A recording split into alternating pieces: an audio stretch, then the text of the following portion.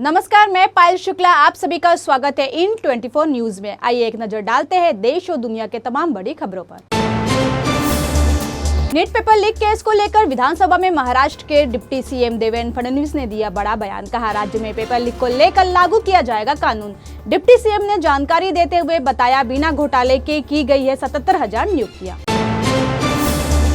शरद पवार गुट के विधायक जितेंद्र आव्हाड का बड़ा आरोप। कहा, ठाणे के एक प्रसिद्ध होटल में चल रही थी रेव पार्टी। वीडियो वायरल होने के बाद महाराष्ट्र सरकार के मंत्री शंभूराज देसाई ने दिया बयान। कहा, पार्टी करने वालों के खिलाफ होगी सख्त कार्रवाई।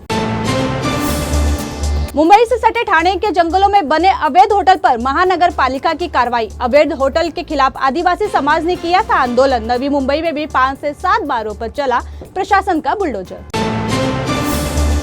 महाराष्ट्र के Latur NEET paper leak case को सीबीआई को हैंडओवर। मामले में आरोपियों को हिरासत में लेकर पूछताछ करेगी सीबीआई की याचिका पर सुनवाई के बाद अदालत ने केस को अपने हाथों में लेने के लिए सीबीआई को दी अनुमति।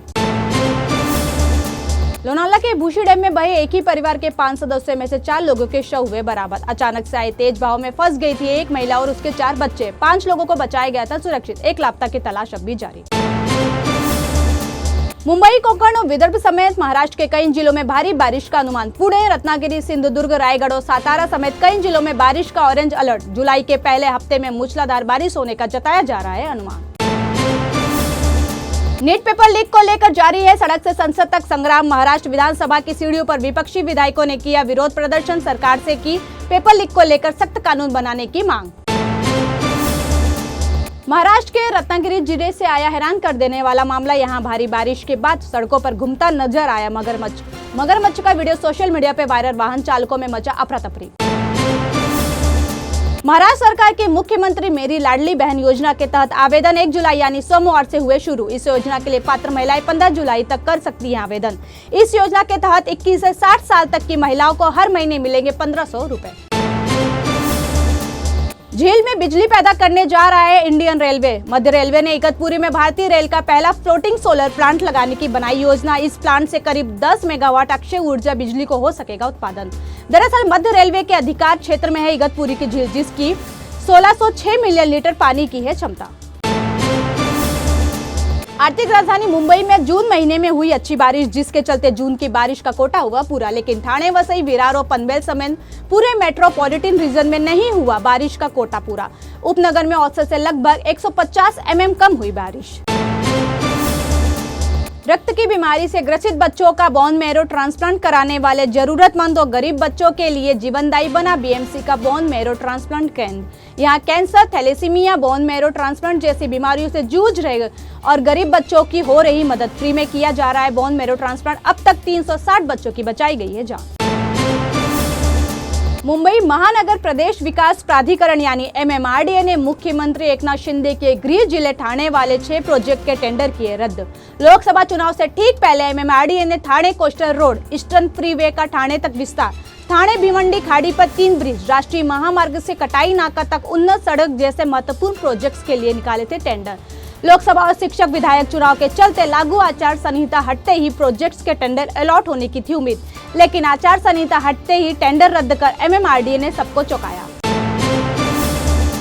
जून का महीना बीत जाने और बारिश के बाद भी मुंबई में होगी पीने की पानी की भारी किल्लत। मुंबई को पानी आपूर्ति करने वाली झीलों में रह गया महज 5.43% पानी का कुल स्टॉक।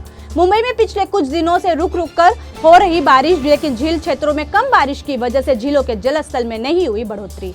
अपर वैतरणा और भादसा समेत कई नदियों का लगातार कम हो रहा है जलस्तर।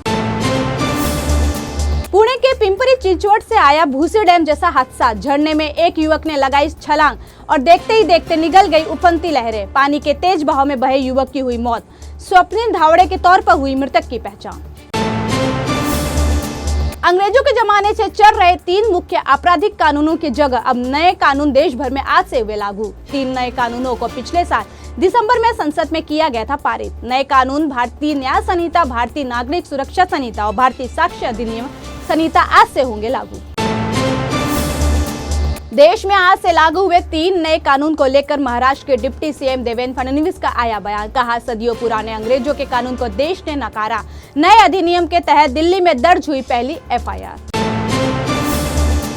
एनटीए ने नीट यूजी री एग्जाम का रिजल्ट किया जारी। री एग्जाम रिजल्ट जारी होने के बाद अब टॉपर्स की गिनती 67 से घटकर हुई 61। नीट यूजी री एग्जाम उन 1563 कैंडिडेट्स के लिए किया गया था जिन्हें रिजल्ट में मिले थे ग्रेस मार्क्स।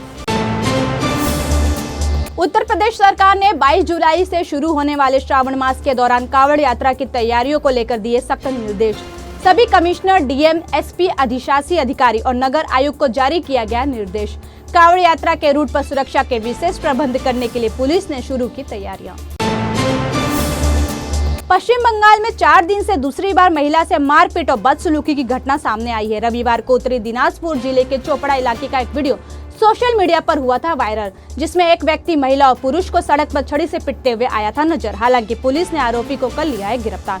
इस वीडियो को लेकर भाजपा और सीपीआई के नेताओं ने किया दावा। पिटाई करने वाला शख्स तृणमूल कांग्रेस का है करीबी।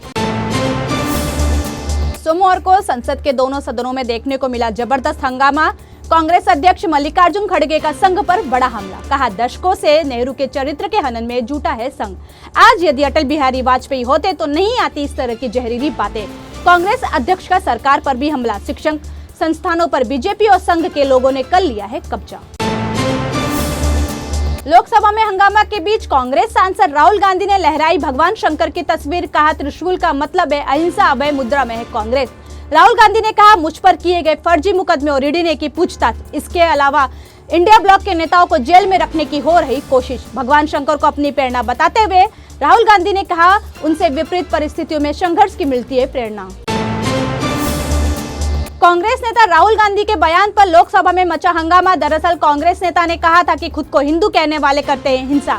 राहुल के बयान के खिलाफ आपत्ति जताते हुए संसद में खड़े होकर बोले पीएम मोदी। कहा, पूरे हिंदू समाज को हिंसक कहना गंभीर बात। राहुल ने भी दिया जवाब। कहा, हिंदू का मतलब नहीं है बीजेपी और आरएसएस।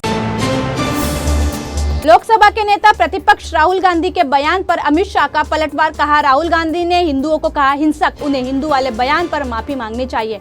अमित शाह ने कहा, हिंसा को किसी भी धर्म से जोड़ना है गलत।